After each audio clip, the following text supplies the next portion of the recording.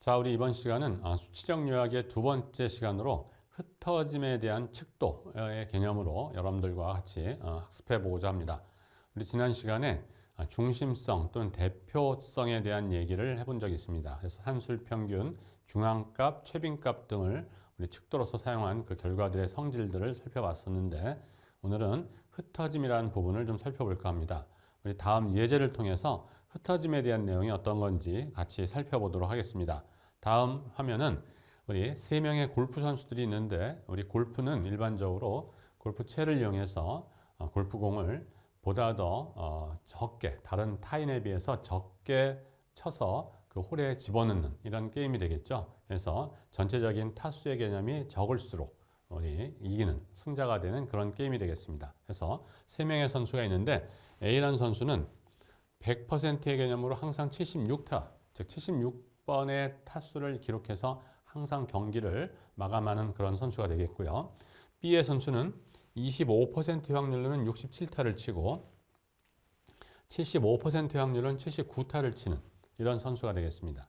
그리고 C의 선수는 50대 50에 대한 개념으로 70타 또는 82타를 치는 이런 경우가 되겠습니다. 그래서 3명의 선수가 있는데, 이 3명의 선수의 평균 타수는 동일하다는 걸 알 거예요. 뭐냐면 첫 번째는 무조건 76이니까 그냥 평균 타수가 76이 되는 것이고요. 그 다음에 C의 경우에는 50대 50의 가중치이기 때문에 보통의 표본평균, 즉 산술평균과 우리 또 가중평균의 개념이 같은 걸 알죠. 그래서 70과 82에 대한 반 개념인 76타가 되고요. 그 다음에 B의 선수는 25하고 75, 가중치가 다르죠. 그래서 가중치의 곱의 합을 전체 가중치로 나누는 이런 방법을 쓰게 되겠죠. 그래서 76이 되는 걸 서로 알 수 있을 겁니다.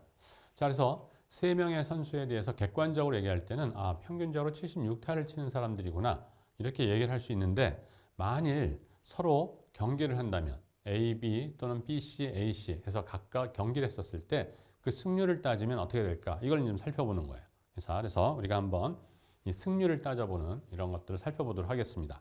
자, 먼저 선수 A하고 B가 한다면 어떻게 될까를 보시면, 자, A는 무조건 76타만을 치고 있고요. B가 이기려면 어떻게 돼야 돼요? 76보다는 작은 타수를 쳐야 되는데 작은 타수는 67이거든요. 그러니까 25%의 확률로 B가 이길 수 있어요. 그 다음에 75% 확률은 79니까 A한테 지죠. 그 얘기는 A 입장에서 생각하면 75%의 확률로 이길 가능성이 있다, 이렇게 볼 수 있는 거죠. 그래서 결국 선수 A의 승률은 75%가 돼요. 자, 반면 이제 또 선수 A하고 C를 하게 되면 C는 50대 50의 개념으로 70과 82, 즉 이 76 사이, 76을 사이에 두고 잘 치기도 하고 못 치기도 하는 것이 반반 개념이에요. 그러니까 A하고 C가 경기를 하면 반은 A가 이기고 반은 C가 이기는 이런 경우가 되겠죠. 그래서 A하고 C가 했었을 때 A의 승률은 50%라고 얘기할 수 있을 겁니다.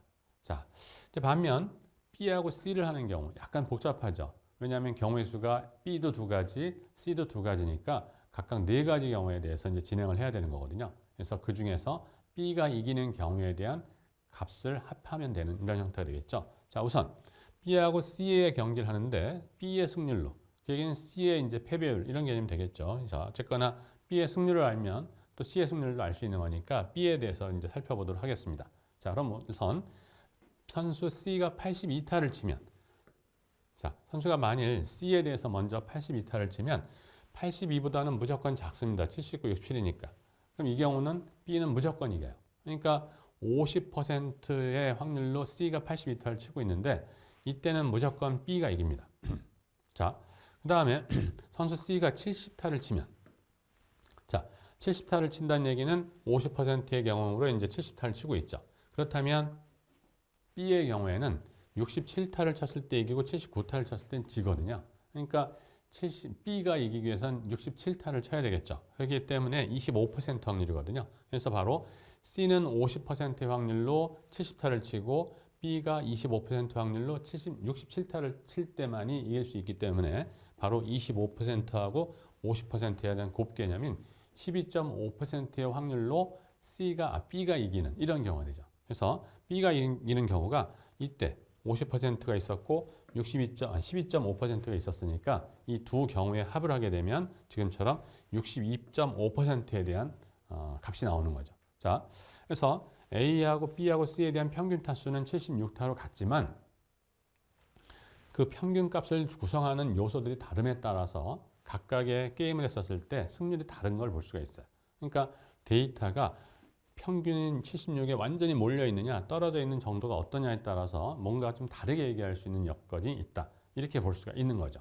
자, 그래서 바로 이것이 흩어짐에 대한 얘기를 할 근거가 된다. 이렇게 볼 수가 있겠습니다. 자, 일단 자료의 분포를 요약해서 중심 위치를 아는 것은 상당히 중요한 거죠. 자, 그런데 분포를 파악해서 중요하긴 하지만 중심 위치만을 가지고 분포를, 즉 자료의 모양새를 다 완전히 파악했다라고 하기에는 뭔가 부족함이 있을 것 같다는 직관을 가질 수가 있어요. 자, 다음 그래프 3개를 보면 평균과 중앙값이 모두 0인 경우에 3가지예요. 자, 그런데 구조가 좀 달라요, 당연히. 그래서 3개의 값 모두 다 우리 히스토그램을 볼 수 있는데 히스토그램 모두 다 평균이 0인 걸 나타내는 이런 형태예요. 그러니까 0의 중심에서 다 있다는 거거든요, 데이터가. 그러니까 대표값은 0으로 볼 수 있는 이런 형태인데 데이터의 모양이 좀 다르죠. 그러니까 평균만을 가지고 평균이 같다고 해서 두 데이터가 같다. 이런 말을 쓰기에는 너무 위험하다는 얘기죠. 그렇기 때문에 흩어짐에 대한 얘기를 해볼 수밖에 없다라는 얘기입니다. 어느 정도 평균값을 중심으로 해서 떨어져 있는지를 나타내는 그 정도를 표현을 해봐야 된다. 이렇게 볼 수가 있습니다.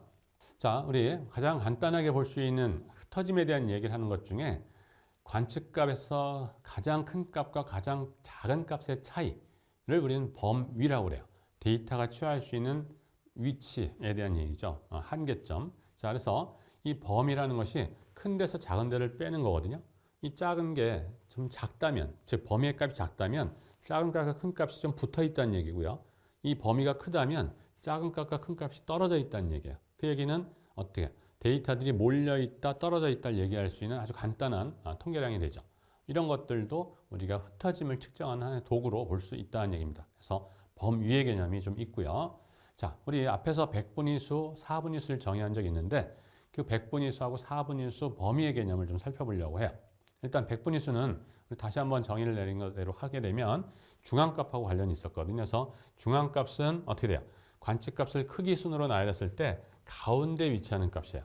그래서 홀수의 데이터가 있을 때는 정확히 가운데가 있을 수 있었고 짝수일 때는 전과 후에 대한 반의 전과 후에 대한 형태의 평균으로 된다는 걸 알 수가 있었어요. 자, 백분위수는 중앙값에 대한 개념을 더 확대시킨 거거든요. 그래서 100의 p 백분위수 제 이렇게 p는 당연히 0과 1 사이의 소수의 개념으로 있고요. 이렇게 될 때는 전체 데이터를 미니멈부터 시작해서 맥시멈까지 쭉 나열했을 때 그 중에서 이거를 100개의 형태로 나눠놨을 때 위치하는 첫 번째 제1백분위수 이런 형태. 그래서 여기까지 확률이 p, 그럼 이쪽 확률이 1-, p에 위치해 있겠죠.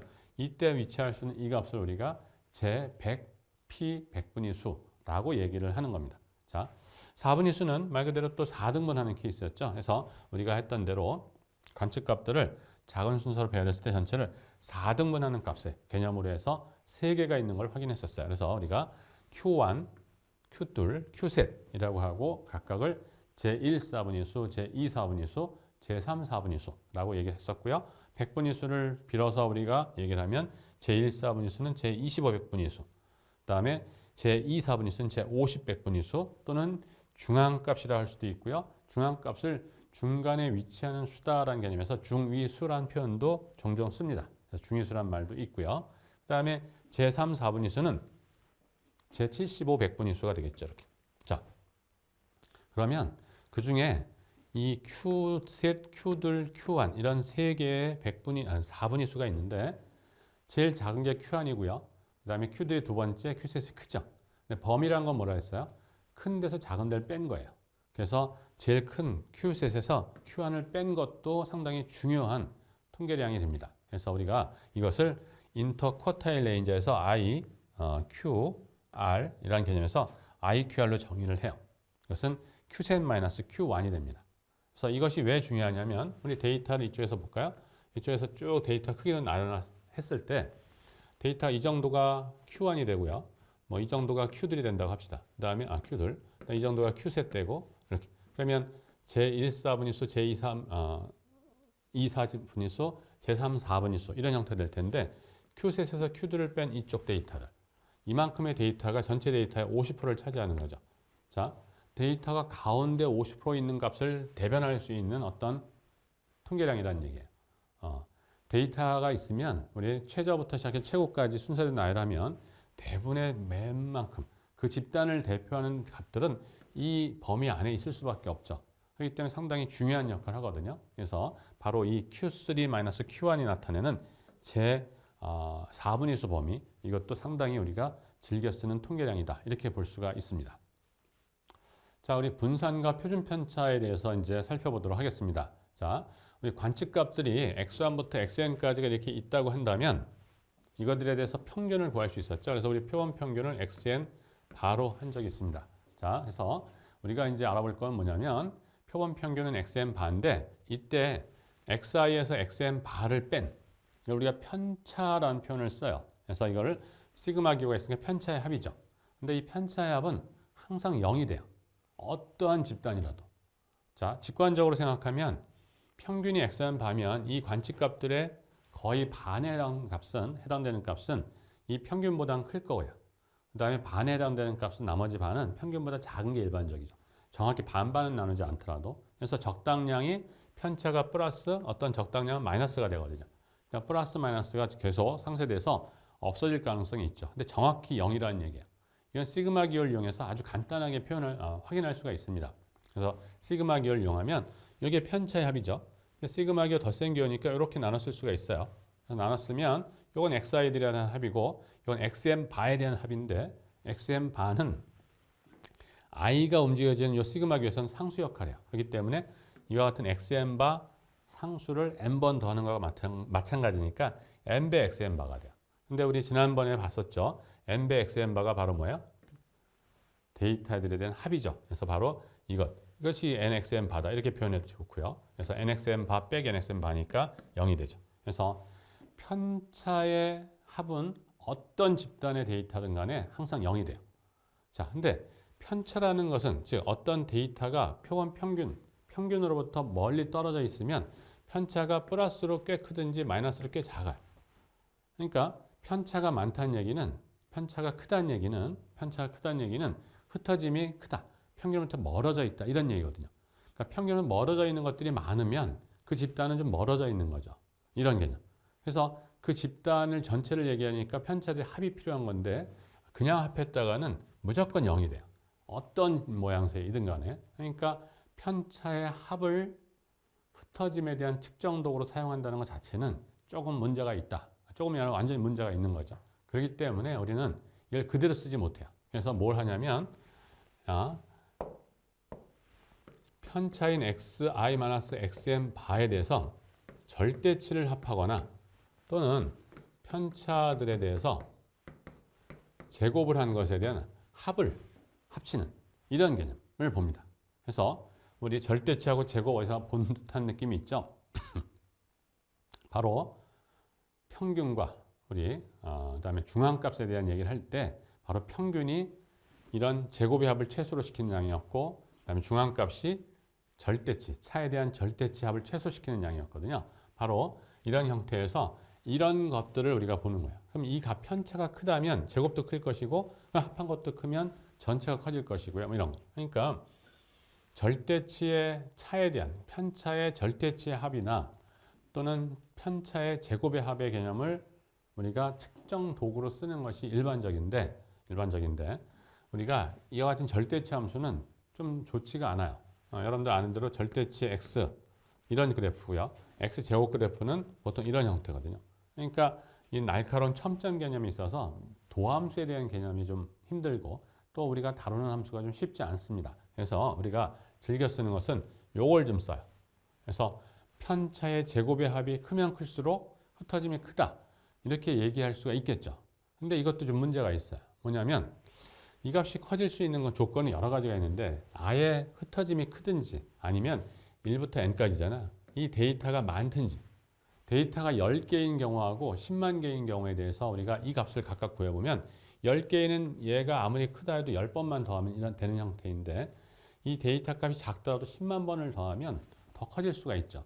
그러니까 데이터의 개수에 따라서 의존되는 양이에요. 그러니까 데이터의 개수에 따라 의존되는 양이 필요한 게 아니라 그 집단 자체의 모양을 보고 싶어 하는 거거든요. 그러니까 우리는 어떤 방식을 쓰냐면 데이터의 개수로 표준화시키는 작업이 좀 필요해요. 그래서 여기다가 데이터의 개수인 n으로 나눠주는 이 개념을 좀 씁니다. 그래서 이것을 우리가 흩어짐에 대한 측정 도구로 쓰려고 해요. 그래서 요걸 이제 더 얘기를 하게 됩니다, 우리가. 자, 그리고 제곱근 평균 제곱이라고 하는 RMS, 루트 민 스퀘어라고 했던 양이 있었어요. 그래서 데이터의 제곱에 대해서 n개를 더하고 n으로 나눈 거니까 평균 개념이고요. 그다음에 근호 있으니까 제곱근 개념이죠. 그래서 제곱근에 대한 개념이고, 그다음에 n분의 1로 더한 것을 나눴으니까 평균의 개념이고 제곱을 했죠. 그래서 루트 민 스퀘어라고 하는 양이다라는 것을 여기서도 한 번 더 짚고 넘어가겠습니다. 자, 우리 분산과 표준 편차라는 걸 이제 도입을 해볼 텐데, 표준 편차에 대한 정의는 이렇게 내려요. 그래서 아까 했던 편차의 제곱의 합의 평균의 근호. 그러니까 편차의 루트 민 스퀘어 개념이 되죠. 이걸 우리가 스탠다드 데비에이션, 표준 편차라고 얘기를 합니다. 그래서 우리가 아는 대로 앞에서 했던 개념에 흩어짐에 대한 측정 도구로 쓸 수 있다는 걸 여러분들이 생각할 수 있을 거예요. 자, 그런데 두 가지의 새로운 용어를 우리가 도입을 하는데, 일단 표본 표준 편차라는 걸 도입을 합니다. 그러니까 표준 편차는 우리 정의됐던 대로 이런 점. 그런데 표본에 관련된 형태에서의 표준 편차는 약간 다르게 내려요. 그래서 뭐냐면 이렇게 내요. 그래서 위에 거랑 비교해 보면 다른 데가 좀 있죠. 여기는 n으로 나누는 반면 여기는 n-1로 나누고 있어요. 이게 약간 차이가 있어요. 왜 더 복잡하게 n이 아닌 n-1로 나눌까? 이거는 조만간 여러분들이 이 사실을 확인하게 돼요. n-1로 나눌 수밖에 없는 이유가 조금 있습니다. 뭐 심각한 건 아닌데, 여러분들의 경우는 사실 n으로 나누든 n-1로 나누든 값에는 큰 차이가 없어요. 더군다나 근호까지 씌운 형태에서. 그러니까 좀 그런데 수학적 입장, 이론적 입장에서는 n이 아닌 n-1로 나눠야만 되는 이유가 좀 생깁니다. 그건 차후에 여러분들이 가서 좀 뒤에 가서 좀 우리가 보도록 하겠습니다.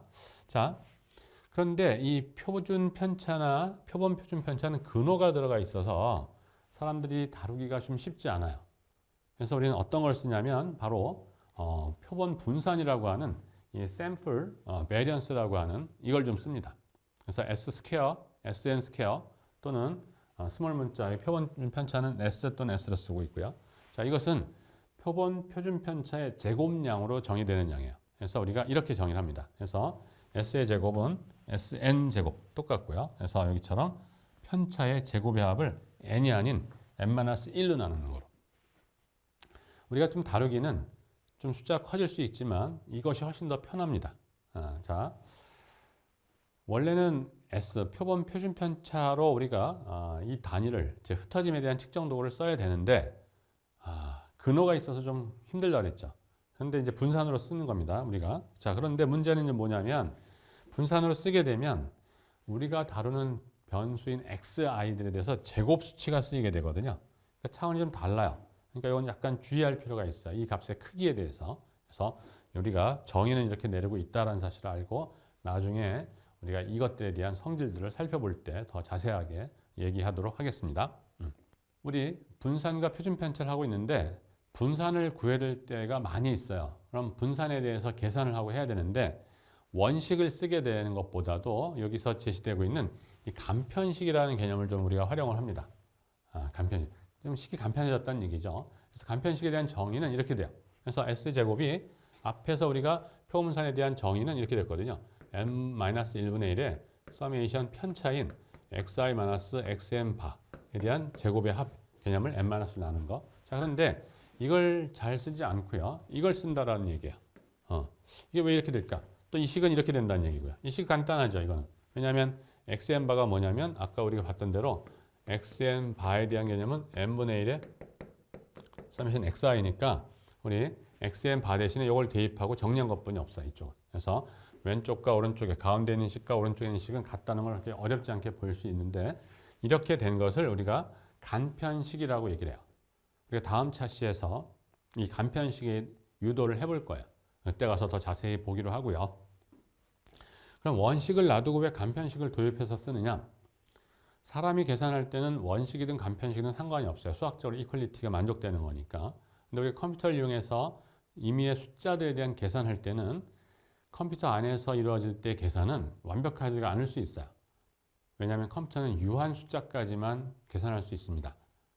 실례로 예를 들어서 우리 3분의 1에 대한 얘기를 우리는 0.333 해서 결국 우리가 0.3 다수로 쓴다는 거를 여러분들이 소수를 배울 때 이제 했었을 텐데, 자, 근데 컴퓨터는 이걸 못해요.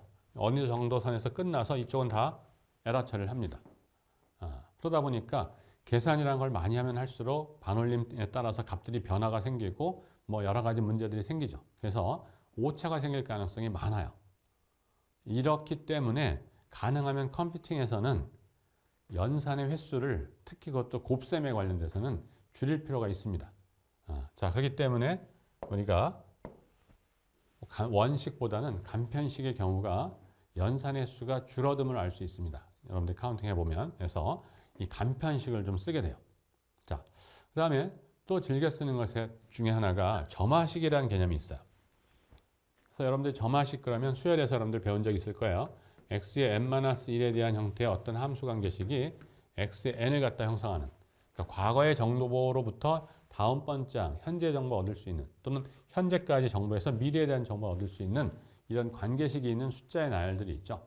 이걸 우리가 점화식이라는 표현을 쓰게 되는데, 점화식으로 평균과 분산을 구할 수도 있다는 얘기예요. 표본 평균과 표본 분산의 개념. 자, 그런데 이게 왜 필요하냐? 데이터들이 x1부터 xn2에서 xn까지 데이터가 들어와서 해서 끝나는, 이미 데이터가 n개로서 끝나서 이 데이터만 분석하면 되는 이런 경우라면 뭐 원식이든 또는 간편식이든 그냥 큰 문제가 없는데, 자, 만일 데이터가 끝나지 않고 오늘까지 들어온 데이터 말고 내일도 들어오고 모레도 들어오고 계속 들어오는 그런 데이터를 보통 시계열 자료라고 보통 표현하는데, 뭐 많습니다. 시계열 자료에 얘는 일기도 있고요. 우리 기상 상황을 나타내는 주식이라든지 기타 등등 뭐 이런 것들도 많이 있죠. 자, 그래서 이런 정도의 데이터는 계속해서 데이터가 들어오거든요. 다음 번째 양도 들어오고 그 다음 번째도 또 들어오고 이렇게. 자, 그러면 데이터가 여기 있던 것이 하나 더 들어왔었을 때 평균이나 분산을 구해야 될 일이 있을 때 다시 처음부터 계산한다? 상당한 계산량이 많아집니다. 그러니까 그러지 말고 과거로부터 있는 여기까지의 정보, 그러면 xn 바나 또는 s 스퀘어 표본 분산 정보가 있을 텐데, 이거하고 새롭게 들어온 요 값에 합해서 우리 다음 번째 항인 xn 플러스 1이라든지 또는 분산도 이렇게 구할 수 있으면 상당히 좋지 않겠는가라는 차원에서 생각을 하게 된 거예요. 근데 점화식이 가능하다는 얘기예요. 점화식이 가능하다는 얘기는 컴퓨터를 통해서 계산을 상당히 빨리 할 수 있다는 얘기예요. 컴퓨터가 발달되기 전까지 점화식은 뭐 무용지물까지는 아니지만 큰 도움이 안 됐는데 인간한테. 그런데 컴퓨터의 발달로 인해서 점화식은 아주 좋은 그런 정보가 되는 거예요. 자, 그래서 점화식으로 이렇게 표현이 된다는 거예요.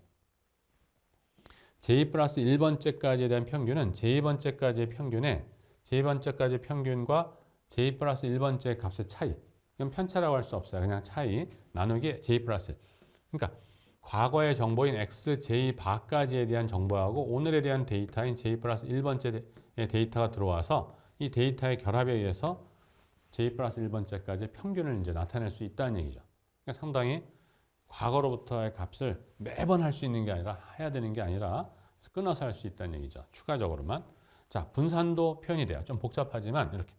그래서 J까지의 분산의 정보, J까지에 대한 평균의 정보, 위에서 여기다가 J 플러스 1번째 데이터가 들어옴으로 인해서 J 플러스 1번째까지 평균에 대한 정보가 있거든요. 그러니까 과거의 정보에다가 현재까지의 데이터에 의해서만 또 우리가 다음 번째까지에 대한 분산에 대한 값을 찾을 수가 있다.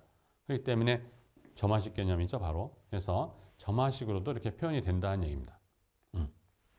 그래서 간편식과 이 점화식에 대해서는 다음 차시에서 한번 시간을 내서 이 과정을 한번 확인하는 절차를 갖도록 하겠습니다. 도수 분포표에서의 분산을 우리가 어떻게 구할 것인가, 이것도 한번 살펴보려고 그래요. 그래서 우리 다음 표는 도수 분포표인데요. 점수 구간이 60에서 64일 때 둘, 그 다음에 60에서 69일 때 하나, 이런 등등을 해서 42명에 관련된 시험 점수를 이제 정리한 거예요. 그러면 우리 이것에 의해서 계급 구간의 값을 어떻게 구할 거냐? 이 둘 구간의 최고하고 최저점 사이의 평균 개념인 62로, 67로, 72로 이렇게 정하는 게 일반적이죠.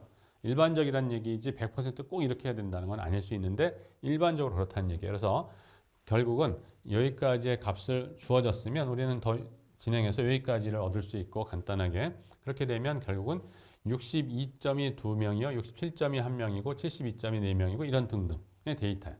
그래서 그 42명에 대한 데이터를 얻을 수 있거든요. 자, 근데 이런 경우에도 물론 우리가 직접 계산을 해서 데이터가 62, 62 있고 67 있고 72가 4개 있고 이런 형태의 데이터를 나열해서 평균도 구하고 분산도 구하고 다 할 수 있겠지만 우리는 앞에서 평균 구하는 얘기를 했었거든요.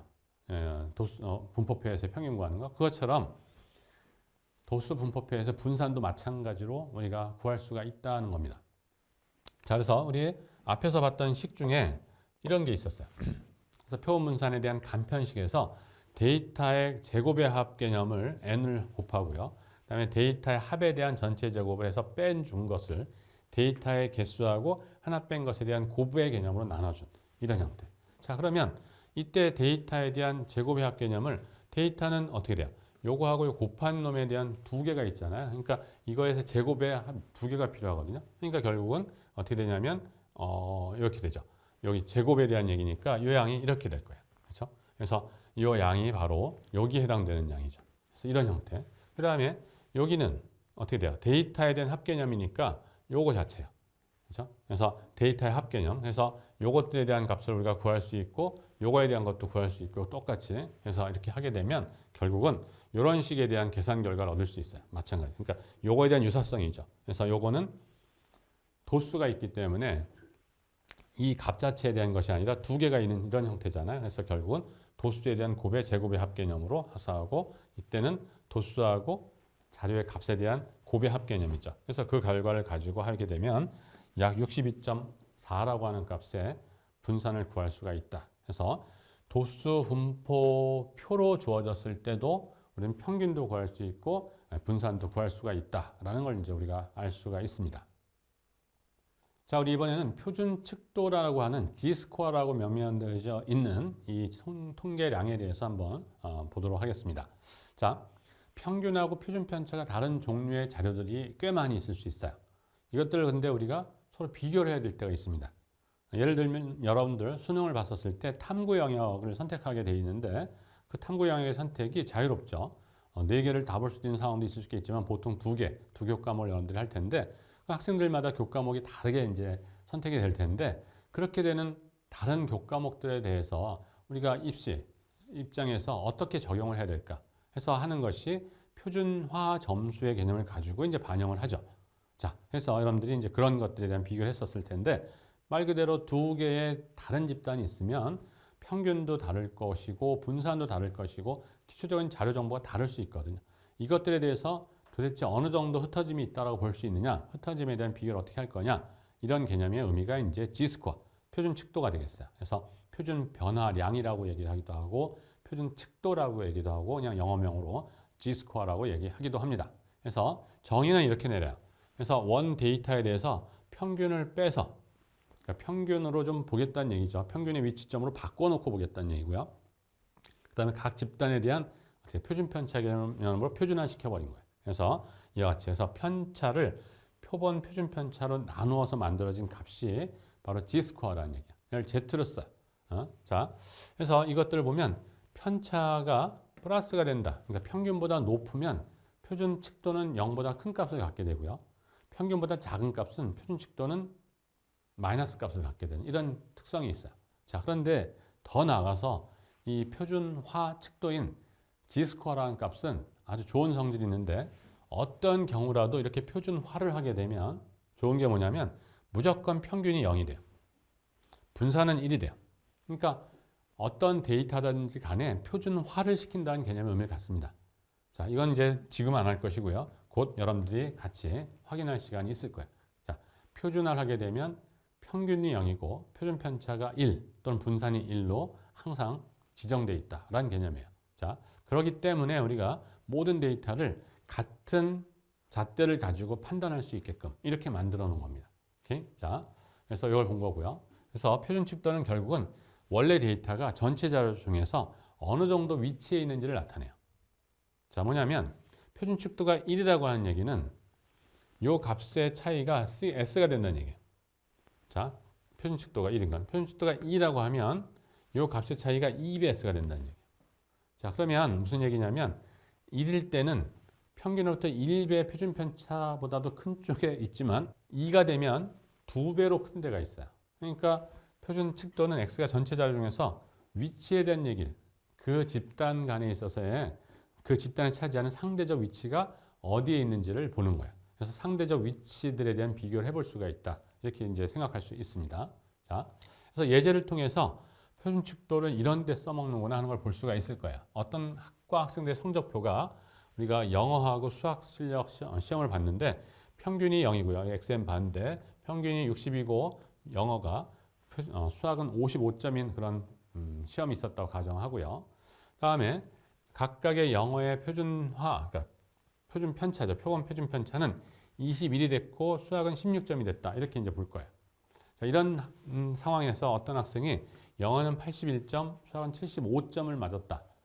라고 한다면 우리가 그냥 시험 점수로만 보면 영어를 81점, 수학을 75점 맞았으니까 100점 만점 시험이겠죠. 자, 그러면 영어를 더 잘 보았다라고 얘기할 수도 있겠죠. 일반적으로. 그런데 우리가 데이터의 구조를 보는 거예요. 이쪽에 대한 정보가 전혀 없다면 우리 그냥 영어 시험을 수학보다 잘 봤다. 얘기할 수 있겠지만 지금 이 정보가 있는 상황 속에서 상대적으로 어느 쪽이 더 우수하다라고 얘기할 수 있는지 한번 그 표준 칙도의 개념을 살펴서 보겠다는 얘기죠. 그래서 표준 칙도의 정의에 따라서 보게 되면 81점이고 평균이 60이고 표준 편차가 21인 형태예요. 그래서 이걸 했더니 1이 나옵니다. 자, 수학의 경우에는 75에서 55를 빼고 16으로 나눈 거니까 1.25가 돼요. 그러니까 영어 점수는 표준 편차만큼 잘 본 거예요. 그런데 수학 점수는 표준 편차의 1.25배만큼 더 잘 본 거죠. 1배가 아닌. 그러니까 이 집단에서는 이 학생은 그냥 100점 만점의 시험에서 75점이고 81점이니까 수학을 좀 더 못 본 것 같긴 하지만 구성 입장에서 보게 되면 어떻게 돼요? 수학을 더 상대적으로 잘한 학생이다. 영어보다는. 이렇게 판단할 수 있죠. 그래서 평균과 표준 편차가 좀 상이한 그런 집단을 갖다가 서로 비교할 때 쓰는 것이 표준화 변수라는 거예요. 그래서 표준화 점수, 여러분들한테 제공됐던 그런 것들이 이런 개념에서 쓰여진 거다라는 얘기죠. 자, 변동계수란 말도 있어요. 그래서 변동계수는 어떤 데 쓰냐면 관측값의 단위 자체가 다르거나 중심이 매우 다른 두 개의 분포를 비교할 때 어느 정도 흩어짐이 더 있는지 이것들을 판단해주는 하나의 도구예요. 그래서 단순히 표준 편차로 집단 간의 퍼진 정도를만 비교하면 불합리할 때가 있다는 얘기예요. 그래서 우리 예제를 통해서 이제 보게 될 건데 일단 정의는 표준 편차의 개념을 평균 개념을 나눈 값을 우리가 변동계수라고 그래요. 변동되는 형태, 변동되는 양에 대한 것을 평균 개념으로 어떻게 돼요? 표준화시켰다. 이런 생각을 하시면 돼요. 그러니까 평균이 너무 크면 평균이 큰 데서는 흩어짐이 웬만큼 돼도 흩어짐이 작은 거라고 볼 수 있는 거고요. 평균이 워낙 작으면 거기서 조금만 움직여도 많이 흩어졌다. 이렇게 볼 수 있는 거잖아요. 그 개념이라는 얘기죠. 그래서 coefficient of variation에서 CV를 쓰는데 이것을 표본 표준 편차를 표본 평균 개념을 나눌까. 거기다가 100을 곱해서 쓸 때도 있습니다. 이제 상황에 따라서. 자, 예제를 통하면 좀 더 한결 여러분들 이해가 좀 쉬울 거예요. 다음은 신생아 5명과 성인 5명에 대해서 몸무게를 측정을 했어요. 그래서 이와 같은 자료들을 얻었어요. 그러니까 당연히 신생아는 당연히 3점 몇에서 왔다 갔다 하겠죠. 일반적으로. 그 다음에 성인의 개념은 60, 70 정도에서 왔다 갔다 할 거예요. 당연히. 그래서 이 집단이 있으면 이 집단도 흩어짐이 있을 것이고 성인 집단도 흩어짐이 있을 텐데 어느 집단이 자료들 간의 변화가 더 크다라고 얘기하는 것이 일반적이겠느냐. 자, 우리 이것들에 대해서 계산을 다 해보면 평균은 3.58인 걸 알 수 있을 것이고 성인은 67. 그 다음에 그냥 표본 편차를 구하면 표준 편차를 구하면 0.449, 5.701 정도 되는 걸 알 수가 있어요. 계산을 해보면. 자, 이러면 표준 편차에 의하면 당연히 0.449보다는 5.701이 훨씬 크니까 성인들의 키에 대한 변동폭이 더 큰 거다. 더 이질적이다. 이렇게 얘기할 수 있겠지만 신생아는 평균이 3.58이고 성인은 67이거든요. 그러니까 10배, 근 17, 8배 정도 되는 큰 차이가 있는 이런 형태의 집단속에 대한 비교이기 때문에 단순하게 표본 표준 편차하는 것이 아니라 평균의 개념으로 얘를 표준화한 개념. 그래서 요 값을 평균 개념이 3.58로 나눈 값이 0.126이고요. 그 다음에 5.701을 60로 나눈 것이 0.085예요. 그래서 하게 되면 어떻게 돼요? 변동계수는 신생아 집단이 성인 집단보다 크죠. 근데 직관적으로도 성인에 있어서는 1kg나 500g 정도에 왔다 갔다는 그렇게 큰 무리가 아닌데 만일 신생아 집단에서 500g 정도가 왔다 갔다 1kg가 왔다 갔다 했다 이건 큰일 나는 일이죠. 그러니까 이와 같이 너무 이질적인 형태에 대한 비교를 할 때는 이것처럼 흩어짐에 대한 얘기를 할 때는 이것처럼 뭘 쓴다? 변동계수 개념을 써서 흩어짐에 대한 얘기를 서로 비교하는 이런 것이 더 적절할 거다라는 얘기입니다. 자, 상자 그림이라는 얘기를 할 텐데요. 이것도 그림이에요. 말 그대로 박스 플랫. 그래서 상자를 이용해서 뭔가 표현을 하고 있다. 이렇게 이제 볼 수 있는데 더 정확한 그림, 이 그림의 제목은 상자 수염 그림입니다. 그래서 상자가 있는데 이 상자에 대해서 이렇게 수염을 하나씩 그리거든요. 그래서 이걸 수염, 휘스퍼라고 그래요. 그래서 영어명은 박스 앤 휘스퍼 플랫이라고 이제 정확한 명명을 하는데 요즘은 그냥 휘스퍼 빼고 박스 플랫이라고 하면 그냥 다 우리가 이해하도록 되어 있습니다. 그래서 상자 그림은 생각보다 단순해요. 그리고 여러 가지 좀 특이한 일들이 많은데 자, 그림 그러면 여태까지는 히스토그램도 그랬고요. 기타 등등의 그래프적인 요소를 보면 그냥 그래프를 그려서 모양새만 보는 거예요. 일단 수치적 요약하면 숫자적인 요약만 해서 즉 평균이나 분산이나 뭐 등등을 이용해서 그냥 비교만 하는 거예요. 근데 이 상자 그림은 그 두 가지를 병합하는 과정을 씁니다. 우리가 어떤 일을 할 때도 여러 가지 방법들이 있을 때 그것들을 병합해서 더 좋은 효과가 나타나게끔 되는 일들도 있죠. 항상은 아닐 수 있어도. 근데 바로 이 박스 플랫이 그런 거예요. 그래서 여태까지 우리가 숫자적 요약도 배웠고 기하학적 또는 표에 의한 요약도 배웠는데 두 가지를 결합을 함으로 인해서 우리가 보다 더 많은 자료의 이해를 할 수 있게끔 시도한 것이 바로 이 상자 그림이라는 얘기예요. 그래서 우리가 데이터가 들어오면 데이터의 숫자적 요약을 통해서 5가지의 수치를 구할 수가 있어요. 그것이 바로 최소값을 구할 수 있죠, 당연히. 우리가 기호적으로 표현하면 x의 가로 1 이렇게 표현할 수 있는 양이에요. 그 다음에 q1, q2, q셋 뭐죠? 4분위수죠. 4분위수는 3개인 제1사분위수, 제2사분위수, 제3사분위수 3개가 생겨요. 거기다가 최대값, 맥시멈. 그래서 x에 우리 n 이렇게 쓸 수 있는 양이죠. 자, 그래서 이렇게 5개가 있어요. 이걸 우리가 5가지의 요약수, 5 요약수라고 부르기도 합니다. 그래서 5 summary number 이렇게 쓰기도 해요. 그래서 이 5개의 요약수를 이용해서 그림을 그려서 그 집단에 대한 얘기를 설명을 합니다. 자, 어떻게 그리는지 한번 볼게요. 자, 상자 그림의 작성 과정을 보면 4분위수를 결정을 하고요. 그래서 4분위수를 결정을 했죠. 그러면 이 4분위수를 결정을 해서 Q1과 Q셋. 자, 4분위수 결정했으니까 자, 데이터를 보면 미니멈이 제일 밑에 있을 거고요. Q1이 그 밑에, Q3이 그 위에, Q셋이 그 위에, 맥시멈 이런 형들이 있을 거예요. 5개가. 그래서 먼저 Q1과 Q셋을 이용해서 이렇게 상자를 그린다는 얘기. 그래서 Q1과 Q셋을 네모난 상자로 연결해서 그리고 Q2의 위치에 이와 같은 수직선을 그어요. 자, 그래서 IQR을 이제 계산해요. 여기까지 이제 그리고 나서 IQR이라는 것은 Q셋에서 Q1을 뺀 거죠. 자, 근데 이 IQR이 갖는 의미는 뭐라 했어요? 데이터의 50%는 이 범위에 있는 거예요. 그렇죠? 25%가 이쪽 밑에, 25%가 이쪽 밑에 이렇게 위에 이렇게 돼 있는 거고요. 자, 그래서 어떻게 하냐면 IQR을 구한 상태에서 IQR의 1.5배가 되는 형태의 값을 찍어요. 여기서부터 이 양이 1.5배니까 이 정도 있겠네요. 그렇죠? 그다음 여기도 한 이 정도 있겠고. 자, 그래서 데이터가 이것보다 더 밑에 있을 수도 있고요. 최소값이 더 밑에 있을 수도 있고 위에 있을 수도 있거든요. 그래서 IQR의 범위를 경계로 해서 이 범위에 포함된 최소값과 최대값을 Q1과 Q3로부터 각각 선으로 연결해서 표현하는 겁니다. 그래서 만약 여기까지 최소값이 여기까지 왔으면 여기까지만 그리는 거예요. 여기까지 안 가고. 그래서 이렇게 넘어가면 할 수 없이 그려야 되는 거고요. 등등. 자, 그래서 이런. 그래서 이 IQR의 범위를 넘어가는 건 여기까지 선 구하고 거기다 점을 찍습니다. 이렇게. 자, 그래서 마찬가지 양 경계를 벗어나는 경계는 여기에 1.5배의 IQR 부분만이죠. 그러니까 여기 위에도 마찬가지. 그래서 거기를 더 벗어나는 더 밑에 값, 더 위에 값은 여기다 표현하고 이렇게 이제 표시를 합니다. 이런 식으로. 점을 찍어서 표현한다. 이건 이제 선이 되겠고요. 자, 이런 식으로 표현해요. 자, 그래서 이때 이 표현들은 뭐냐? 만약 생기면 우리가 생각하는 데이터가 충분히 있을 거라고 예상되는 범위를 좀 뛰어넘는 이런 형태죠.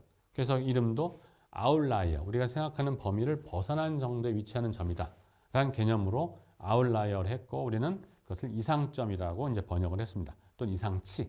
그래서 이런 형태로 그리는 것을 우리가 상자 수염 그림이라고 얘기를 해요. 상자에다가 수염을 붙여서 이제 그림을 그린 거죠. 자, 이러면 이 그림이 좋은 게 뭐냐? 이건 이제 우리가 살펴봐야죠. 자, 그래서 다음은 학생들의 키에 대한 자료를 남학생과 여학생으로 나누어서 구별해서 구분한 상자 수염 그림, 상자 그림이에요. 자, 상자 그림을 그려놓은 거거든요. 그러니까 다행히도 이 경우는 1.5배, 그러니까 이상치로 생각되는 데이터가 좀 없는 이런 형태의 그래프예요.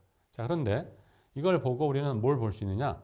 두 개를 동시에 그려서, 즉 여태까지 히스토그램을 그린다, 뭐 도수분포표를 그린다, 구한다 그러면 한 화면에 한 개의 정보만을 줄 수밖에 없었어요.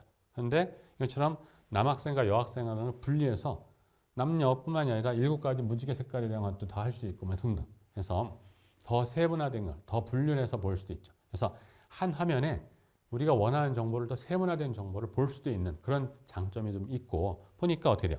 이렇게 그려지고 나면 여성의 집단보다 남성의 집단 키가 좀 더 큰 데 있구나.